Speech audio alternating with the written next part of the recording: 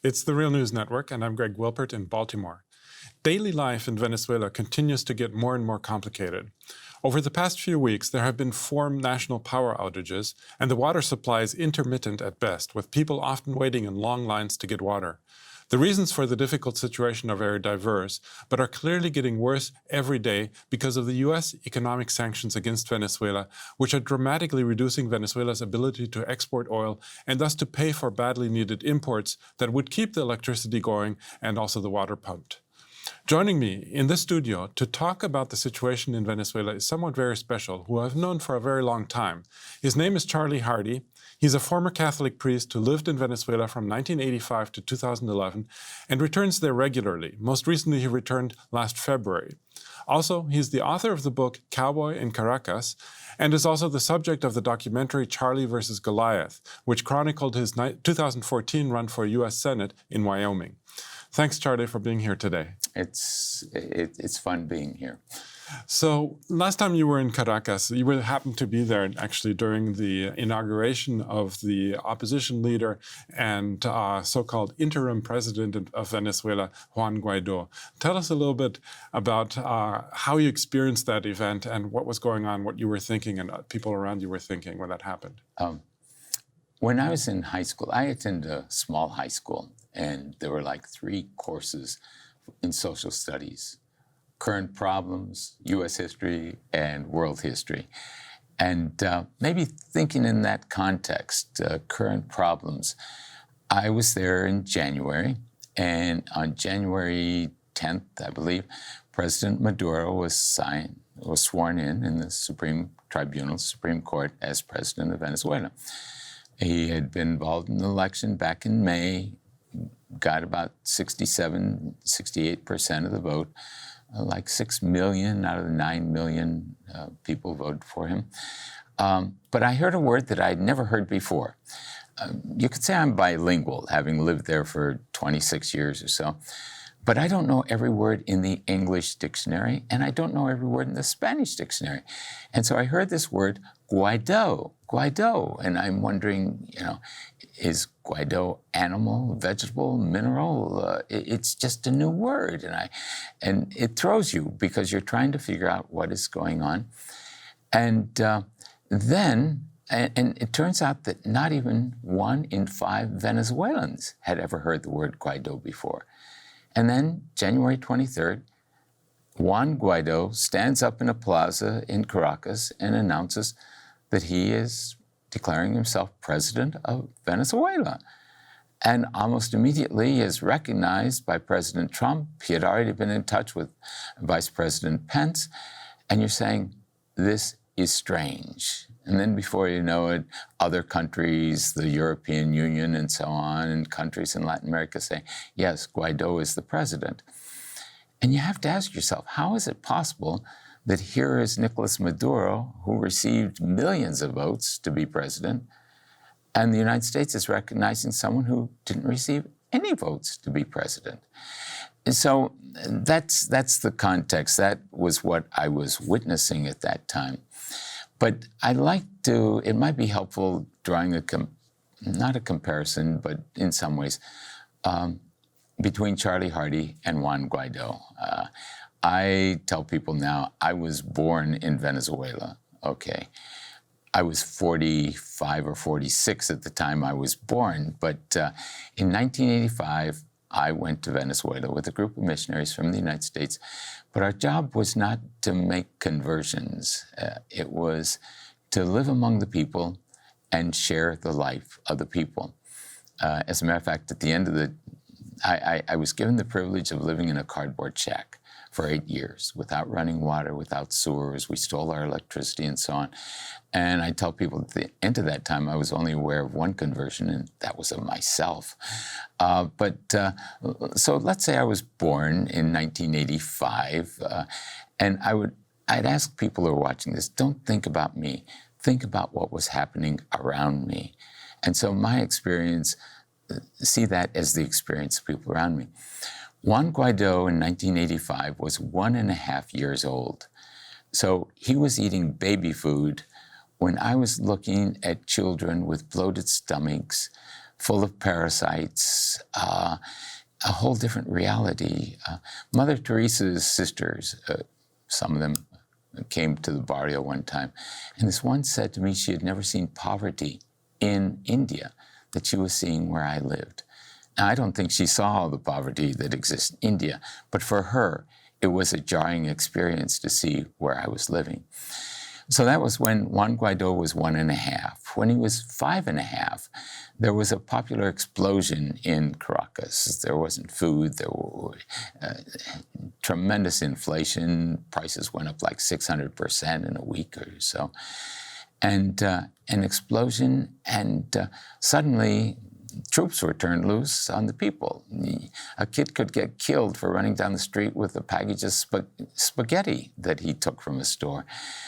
And I found myself, one night, people said, "Charlie, go home. Don't come out of your house no matter what happens. They'll kill you. You step out of your shack." And you live in a cardboard shack, but stay inside. I ended up stepping outside because someone came, said their sister was dying, and would I please take her to the hospital? And we had just received a vehicle. I had been there already 4 years, but someone gave us money and we got a vehicle. I ended up going to the hospital that night. We made it alive. And someone took me to the hospital morgue. It was a funny situation because I didn't want to step out of the house, but a kid across the way opened the hole in his wall and said, "Charlie, I'll go with you if you go." And he came and he said, "Dress up so you look like a priest."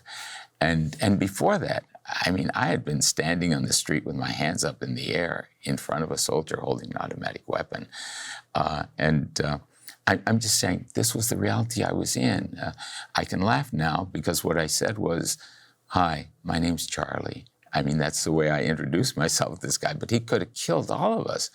And then I think it's important to note also that somewhere between 400 and 1,000 people, are at least maybe, were killed in those days in February and March of 1989, and most people never got reported anywhere in the world. No. Yeah, and this was the same year that the Tiananmen Square massacre happened. This was in February, March everywhere. Of 1989. And in June was Tiananmen Square. And I really think we maybe had a worse massacre in Venezuela than there. But again, you don't hear about it. But anyway, it made it to the hospital. This kid said, "Dress up so you look like a priest." So I think we cut some paper and made a little collar here and came and said, "That's not going to help us put on everything when the cardinal's here." So I put on the white alb and a stole and so on, and off we went. We made it there. But anyway, took off the robes, and someone said, "Come." And I thought they were going to take me to this sick woman, but instead took me to the hospital morgue. There I saw the naked bodies of young people just strewn on the floor. Juan Guaidó was 5.5 when I was looking at naked bodies of young people, teens and early 20s and so on, just strewn on the floor because there was no place else to put them. When he was 6.5, we were sleeping in the cemetery, Charlie Hardy, but also people from the barrio, to protect a site where there were 68 bodies in garbage bags that had been dumped there. And again, the government said a couple hundred people disappeared. We had more than 400 names, 500 names of people who disappeared. That was the reality that we, the people in the barrio, were experiencing when he was just a little kid. He became very involved in 2007. The government was not renewing the license of a television station, RCTV, and he was out protesting for freedom of expression. That was what he sought. Actually, I guess there's a limited amount of space for television stations in the air, and it was going to be turned into a public service kind of station for getting independent people their programs on, instead of Marcel Granier, who owned it, a very wealthy person, having the right to decide what would go. So there was Juan Guaidó demonstrating in favor of freedom of expression, but Marcel Granier was also the publisher of a newspaper called El Diario. I have copies of that newspaper where whole pages were censored. Someone wrote an article and it just didn't appear there. And so here he's defending this guy who was involved in censorship over the course of time and also involved in overthrowing the government. So I just bring that up saying, don't think of Charlie Hardy. Think of the people who grew up in a whole different world than Juan Guaidó grew up in. And today, when you see demonstrations, massive demonstrations, and he is there, and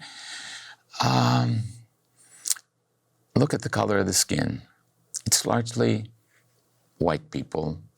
You look at the demonstrations, if you can find pictures of the demonstrations in favor of the government, it's largely people of darker colored skin. Now, I'm not saying that there are not people in barrios who do not like the government. And there's always been. I mean, it's a free country. But at the same time, predominantly, it's white and it's colored people. Okay. And when you look back to, I think it's important realizing you mentioned the book Cowboy in Caracas. I wrote that back in 2007. But it's still, if anyone would read it, it's still the repetition of what is happening today. I forgot in 2002, April 11th, 2002, Hugo Chavez was overthrown in a coup. And April 13th, he was back in power again. And there was a massive demonstration on April 11th against him. There was also one May 11th. June 11th, July. I mean, this did not let up. And so the same way, I mean, you can get 100,000 people out in the street. There's, 6, 7 million people live in Caracas. It's people and others to get out on the street and celebrate something. But you don't see the demonstrations in favor of the government. And it was true back in those days, too. So I don't think people should be particularly surprised when you see a demonstration in favor of Juan Guaidó, and there's lots of people there. It's a free country.